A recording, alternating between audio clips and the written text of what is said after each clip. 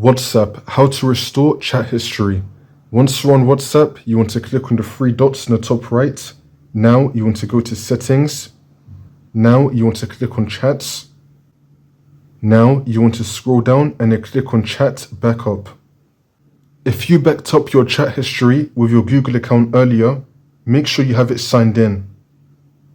It should then restore your chat history. For the second method, you want to go back and then click on chat history and then click on export chat. You want to see if the group or the person shows up that you want to restore the chat history for, and then click on it. You can include media if you want to. It's then going to create a zip file for you with the restored chat history. I'm just going to send a zip file to my friend. I'm now going to open this up.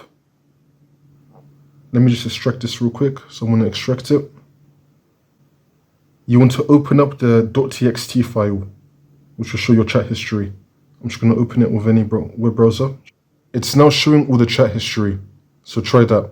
One last thing you can try is you want to go to the Play Store and then just type in like WhatsApp chat recovery and then just try any of these apps. Try all these apps. Follow through the steps it will tell you and then see if that works.